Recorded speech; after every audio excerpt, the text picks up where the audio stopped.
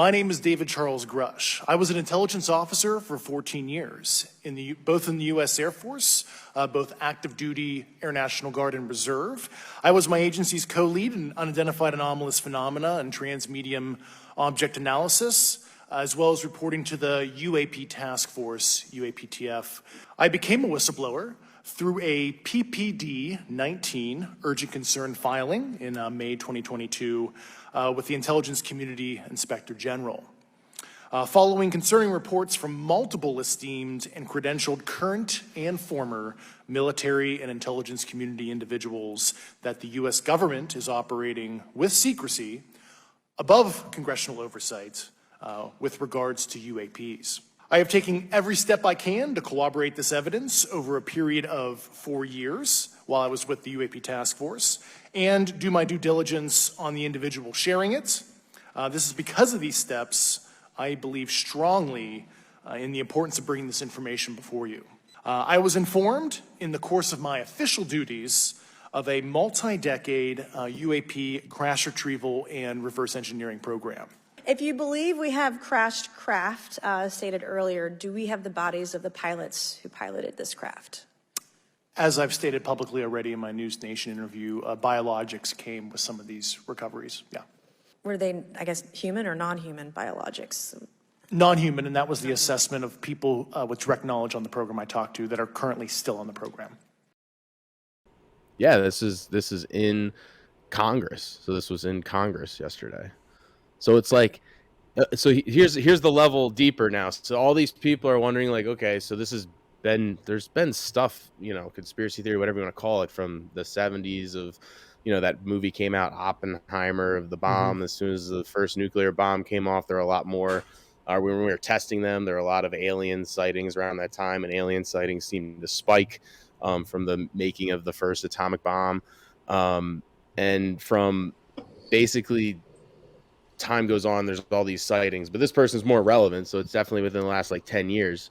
And this is like a legit hearing on Congress in DC that was recorded and distributed, and this clip's going viral of this guy saying, just pretty simply, like, we have things, we have a spaceship, we have alien beings. I don't know, pretty interesting. And then so the level below it is why is the government releasing this? 1 second, Pat. So this is just the question that everybody's posing on the internet, is all the tinfoil hat people are like, told you. But next question is, why are they releasing this? Like, why now? What are they trying to hide, or what are they preparing for coming down the pipeline? Like, what's the next phase of this? Sure. Mr. Patrick. Light in the back? Yes. Yes, thank you.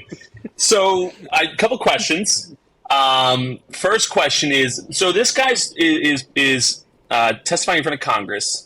That leads me to believe that Congress is at the very least pretending they didn't know about this. Is this some secret government agency? Is that what they're saying, that even the top level of government officials that we know of are not privy to? I guess, there's always certain levels of clearance, right?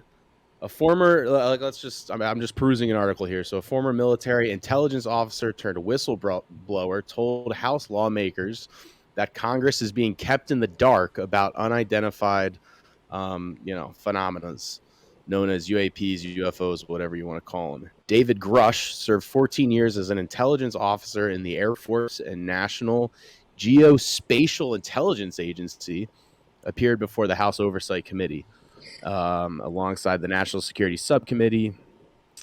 I'm just kind of perusing here. He told lawmakers he was informed of a multi-decade UAP crash retrieval and reverse engineering program.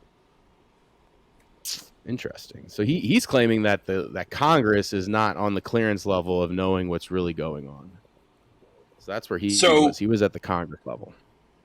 It's interesting. Obviously, it's interesting. But so we're essentially saying that Congress is being kept in the dark. But now somehow the higher levels that are able to keep Congress in the dark are allowing this theoretically to come out. Is Congress in the dark? Or so that's the question. I thought you brought up a good point, TiVo, where a lot of people were saying, like, the government does, like, I always talk about there's a quote. I have no idea who said the quote, but one of the conspiracy theory guys talks about sports teams and being the modern day, like, Roman circus, where like they had the people like fighting in the thing. So like they were saying, like when the emperors and people started to revolt, they throw this thing so that everyone come and cheer and get distracted. Like they distract the pores so that they can keep making all this money, and that's what they compare baseball and basketball and all this stuff to today.